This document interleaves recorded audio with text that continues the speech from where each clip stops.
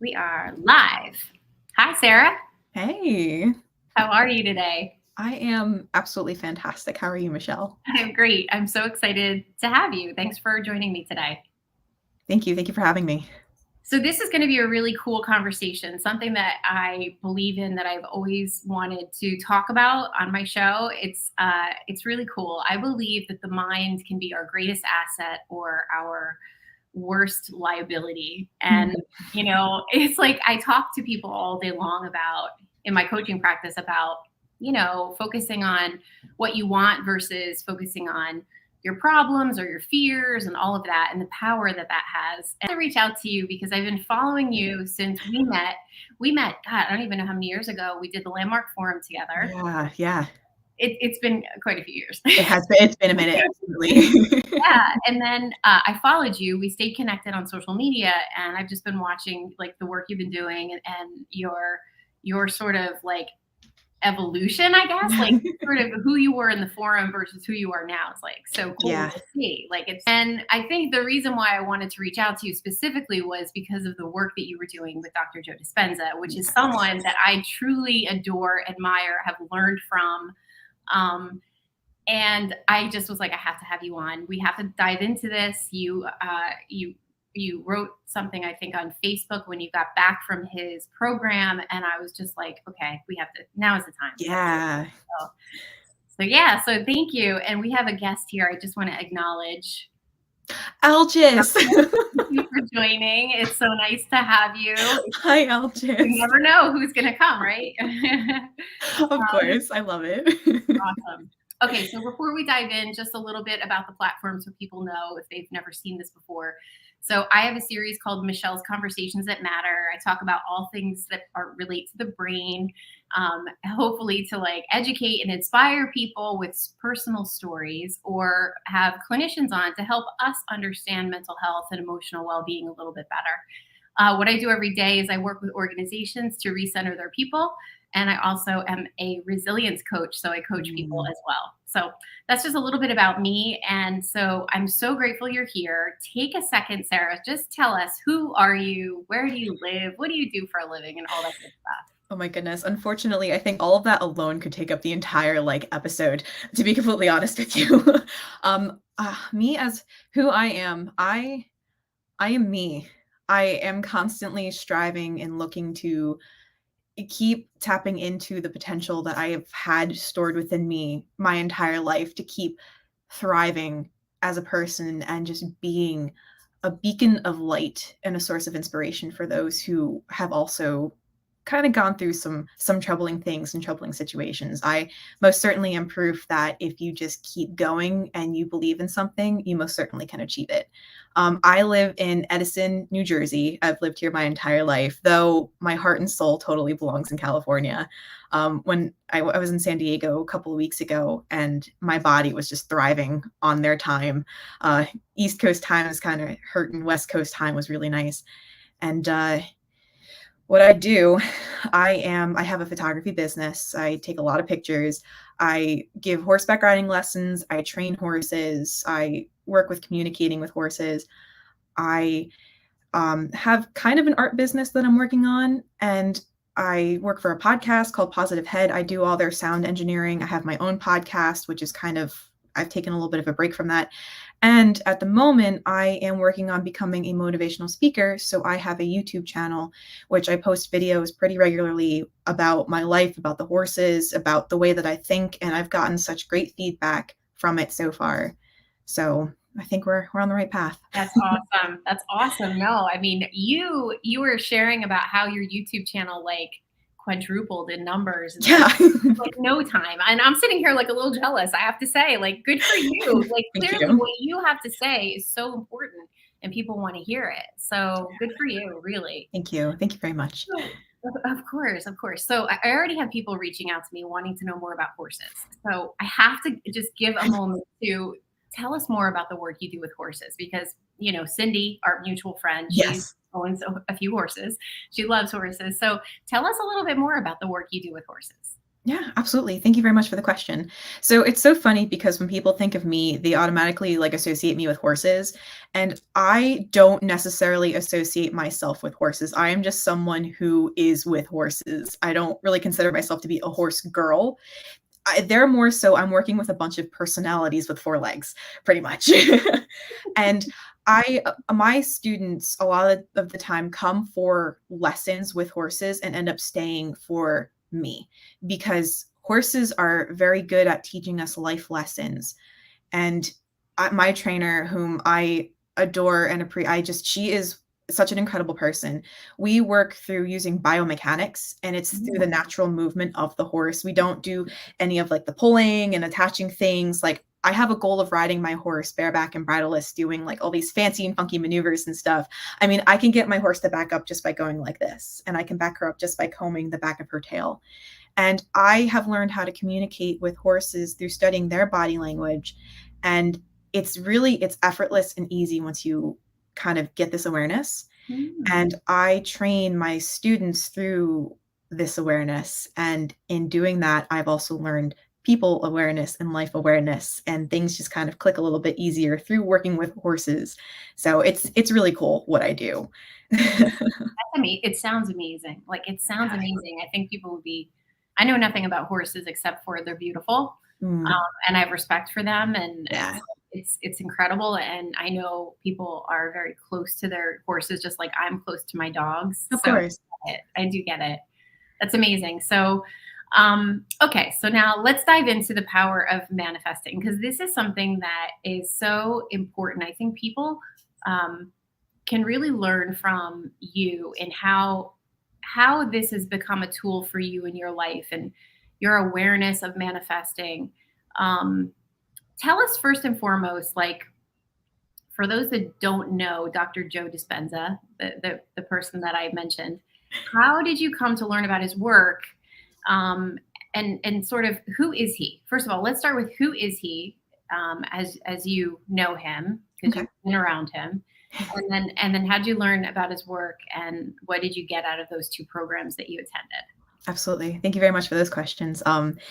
Dr. Joe is someone who completely changed my life. Like, I thought I was going on a good path before I had done his work until I had my many and multiple dark nights of the soul, and his work just completely, like, brought back so much energy that I had been expending in areas that I didn't need to expend energy in anymore. He essentially demystifies the mystical. All of those, like, miracle moments that we have and those random moments where we can get the parking spots, get that free cup of coffee. But he also does it on a bigger level where people are able to tap into healing potentials and, work situations and so on. And he has the science behind how all of this happens. We are frequency beings. We are constantly emitting frequencies. And you can kind of feel it when you've walked into a room and you can tell that there was an argument going on, Yeah. or you meet someone that you make a really good connection to and you start to kind of develop those feelings where you might have some kind of attraction towards them. You can kind of feel it on a gut level.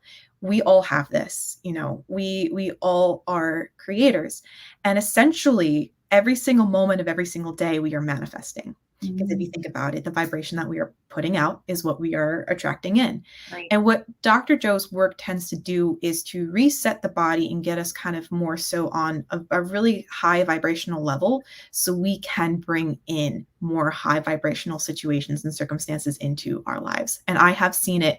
I have seen it firsthand. And kind of we were chatting before we went live how my life, like I have tears in my eyes when I leave my work now because I have created a life that I never thought was possible, that I made it work all through manifesting. Mm, So how I came to find him was last year on New Year's. I had like one of the worst New Year's of my life. I was just all alone. I had put on so much weight and I just felt so miserable and just very dissatisfied with myself. And I knew that there was better and I knew that I could do better. And I wanted better for myself. mhm. So I went on to Google and I don't know how I came upon his website. I must have typed in like some kind of like beefed up self-help programs or whatever. And I came across his website, and I have heard of him before through a bunch of Hay House seminars that I have done years previously. Mhm. And I've tried looking up his meditations and before, and this was before any of his stuff was on YouTube. It was some guy like recording his like space in space meditations from one of his previous books. So he really wasn't known at the time.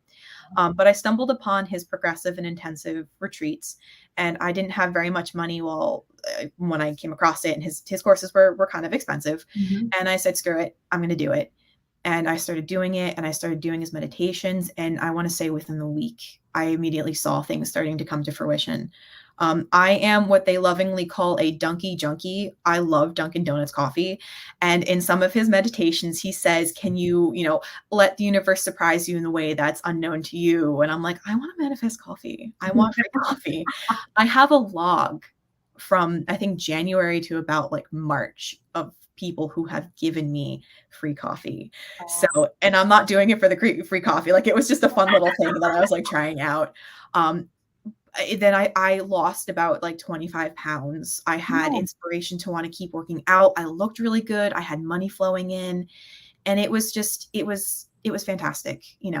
His work really helped me to liberate energy and allow me to create with that energy. So I know that's a lot to unpack there. No, it's a lot. It's a lot. It's great. One of the things he always talks about, and I'm curious to learn more, maybe you can help us understand the Sure. heart and the mind coherence. He Oh, talks about the heart and the mind coherence. Can you tell us a little bit about that? Like what you got from that? Because it sounds like he helps you connect the two somehow.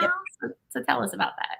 Absolutely. So he says all the time, it's a coherent heart and a coherent brain, something to that effect. Pretty much your heart is the Wi-Fi signal. So if you've got a coherent heart where your heart is beating in rhythm with essentially the rest of your body, like there's a really great meditation that he does is the blessing of the energy centers, where we kind of are able to sync our body as one source of energy. Somebody cuts you off somewhere when you're driving, and you know how you get that, like your heart's just like you're angry. Mhm. That is incoherence. That is your heart beating incoherently. Coherence is just being able to just feel into your heart and acknowledge and know that your heart is beating in rhythm. And then being able to think a thought is what draws the frequency to you, essentially.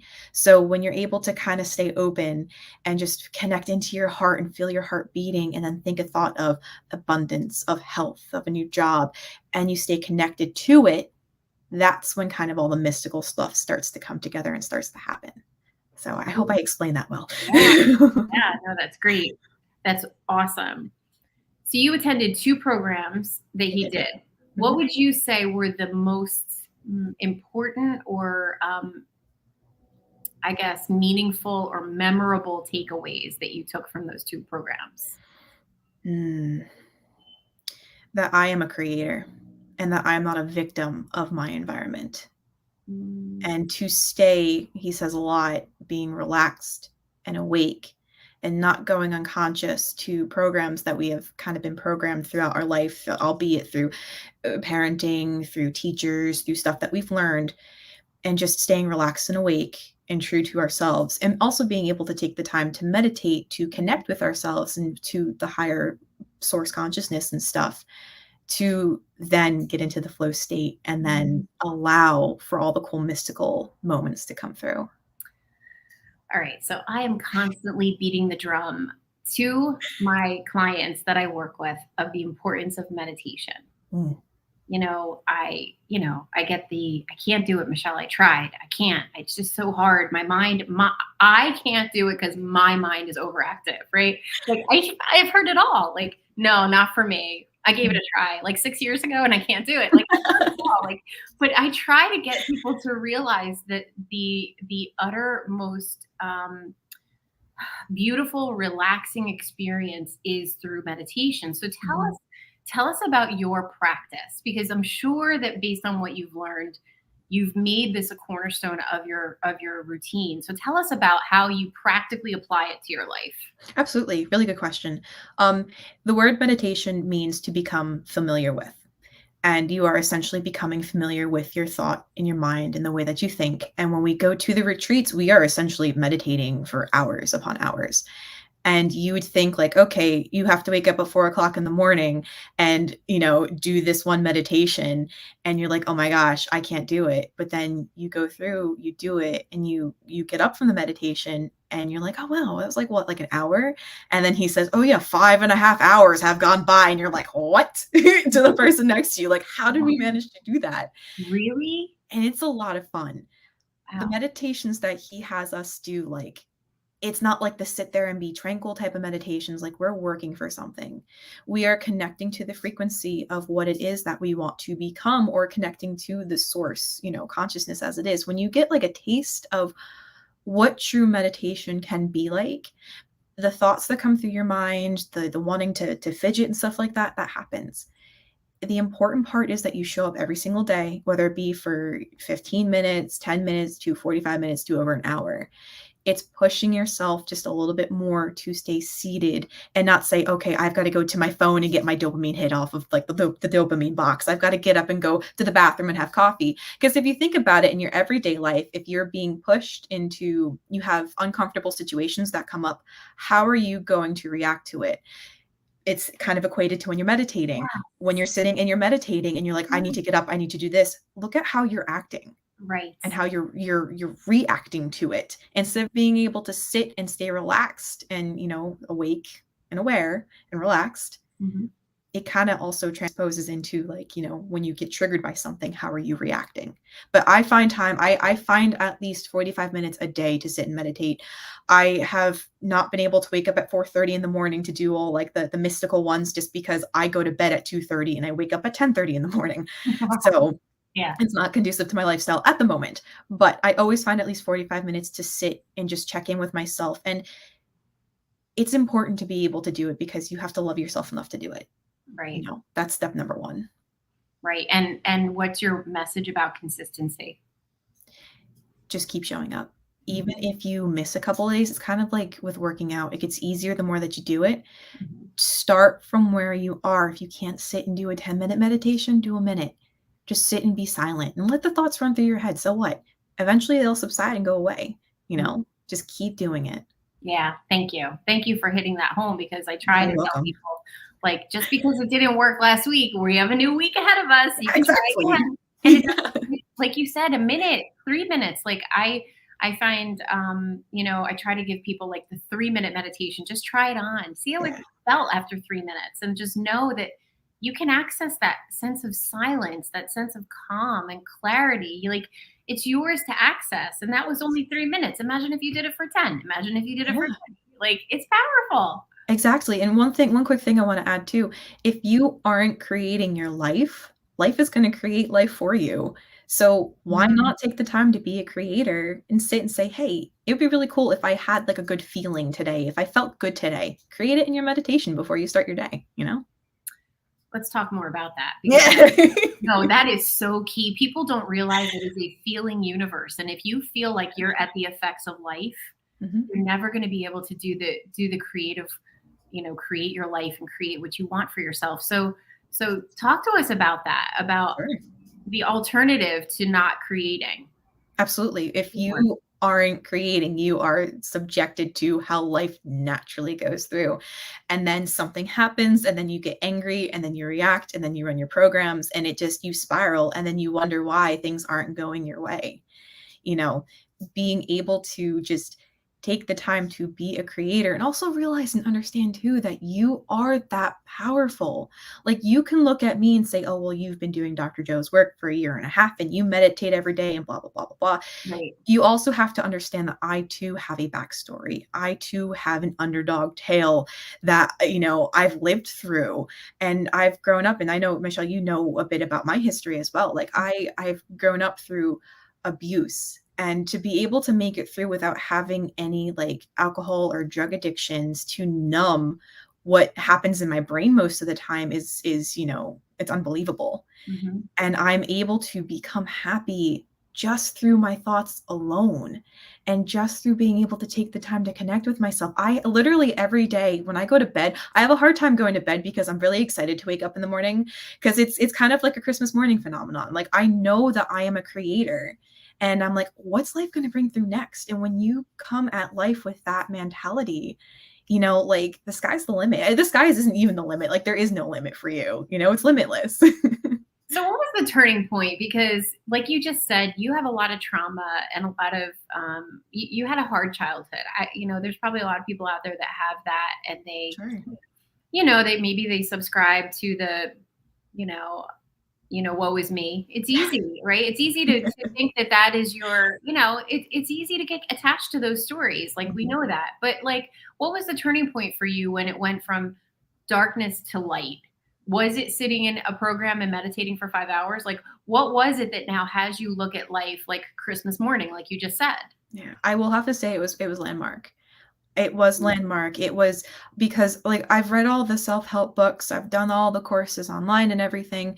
It's not until you get out of your comfort zone and you are surrounded by people like I used to think my mom paid my friends to be my friend because I was like that upset and depressed with myself because I grew up with an abusive father. He was an abusive alcoholic, and he would tell me constantly that I was worthless. No one would ever like me, and just, this, that, the other thing. And I was a victim to my environment. And I didn't like the way that I looked. I didn't like the way that I thought. And it felt bad to be around me because I was such a low vibrational person. And it wasn't until I was able to share my story in front of there's like 250, 300 of us in the room. Yeah. And I got a huge round of applause and people coming up to me saying, "You're a rock star, you're killing it, like you're doing all these things." That I had that moment of like, hey, wait, I can turn my troubles into treasures and I can share what I've been through to help other people. Yeah. And that's like the greatest gift of them all, Yeah. and then taking that and being able to run with it and do the advanced course with Landmark, and then taking that for a couple of years, and then taking the next step to go to do Dr. Joe's work, to then Mhm. learn more about like how the environment conditions you as a person, and just being able to liberate that energy and just keep doing the self work and not becoming a victim to those victim feelings. We love to romanticize the past. We love those Yes, victim feelings. It feels so good. It's it addicting, does. People do it all the time. Yeah, Yeah. and we tend to romanticize our past because it's what we know, even though Dr. Joe says this all the time. We think that our memories are so much better than they actually were, or worse than they were, so we have that woe is me mentality. Right. Why not fall in love with a future that is so much better and tell your story of your future instead of romanticizing your past? And those are his words. He says that all the time, so Yes, I love that. And this is why I can listen to that man on YouTube for hours, yep.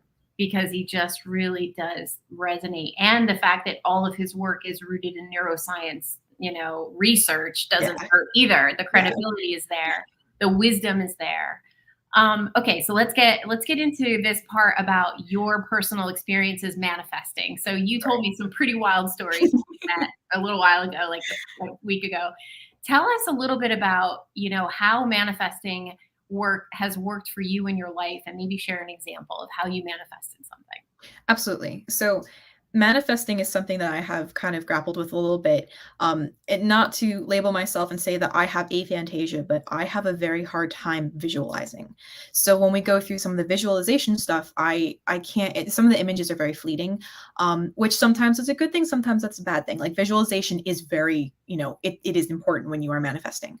I tend to go off of feeling. So I feel what it feels like to have what it is that I want, and then I act as if I already have it. So I'm going to tell Ruby's story. So I manifested my car, and I had a cute little Prius that, had all the stickers on it. It was a cute little sticker car, and I did everything I could to keep it running. Eventually, it was time for me to get a new car because I was sick of having the check engine light come on. And, it was an older car, and I deserved a better car. And I absolutely fell in love with the Honda Civic hatchbacks in Rally Red. I love the colors red and black, and I wanted a red and black Honda Civic hatchback in Rally Red. So I started to pretend like the car was in my driveway. I would look out, and instead of seeing the green Prius, I would see this beautiful red Civic. I actually have a picture of the Civic above my computer here that I would look at constantly. And I still look at it and I'm like, how is that sitting in my driveway right now? I would act as if I was getting into the car. So I worked at many barns. And of course, I've got dirty boots and dirty clothes. So I would put my boots in the trunk instead of driving home with the boots on, to keep the new car clean. And when I would drive my car, the Prius, I would pretend I was gripping the steering wheel of the Civic hatchback. And I would see them driving and I'd be like, oh, there goes my car. There goes my car. There goes my car. And then eventually I decided to go to the dealership and inquire about a car. I did not have the money to be able to afford a brand new one. I was hoping to get a used one and then put, make payments on it and stuff. So we went, the guy took my information, said, okay, we'll see what we can do. We'll see what we can find. And I said, okay, cool, whatever. A week passed and my mom and I had a conversation. She said, hey, your car really, like, you're going to have to put a couple grand into it. Like, are you sure you don't want to lease a new car to eventually buy it out? And I was like, maybe I'll consider it. Maybe we'll go see the guy and go talk about it. That day he called me and said, hey, would you consider leasing the car out to like potentially buy it? And I was like, huh. Well, so then I went to the dealership. It was late, like they were getting ready to close and everything. And I had a conversation with the guy. I said, hey, listen, if you have any hatchbacks, that'd be great. If you can get me approved for anything, that'd be awesome. And I was kind of going off of my photography job, so I wasn't sure if I was going to get approved. Hours went by, they got me approved. He came in, he said, good news, I got you approved for a 2019 HRV. We don't have any hatchbacks in the lot. You can't get any 2020s. And I was like, all right, whatever. Like, let's go look through the lot. Let's see what we can find. If I can find a cute little HRV or an HRV, I'll take it, whatever. So we looked up and down every single row of cars. And I kind of found an HRV that I liked. It looked like the Batmobile. I like Batman. So I was like, all right, let's take this for a test drive. And I sat in the car and I was sitting there and the guy was all giddy and excited. He's like, oh, okay, cool. I'm going to go get the key. We could test drive it. And my mom like sat in the car and she can feel my energy just start to get smaller. And she said, she's like, don't settle. And I looked at her and I was like, when he comes back, I'm just going to say, no, thank you. Like, I know what I want. I'm not settling for less. Right. And then sitting in the driver's seat, I looked up and I saw a back bumper and it was a red bumper. And I was like, Mom, do you see that? And she was like, oh my God, what is that? So we got out and I'm like briskly walking over to this car and it is a Honda Civic hatchback in really red. And I'm hugging the car. I'm like, I found my car. This is my car. This is my car. If it's a 2019, I'm totally getting this car. And I looked at the sticker and it said 2019. And I was like, oh my God, this is my car. And then the salesman came back and he's like, where did that come from? That's awesome. And he said, he's like, this car is not in the system. Like, wow. This car just, I guess somebody must have put it here and we didn't realize it was still here. Like, it was buried in cars. Like, I don't know how somebody parked it.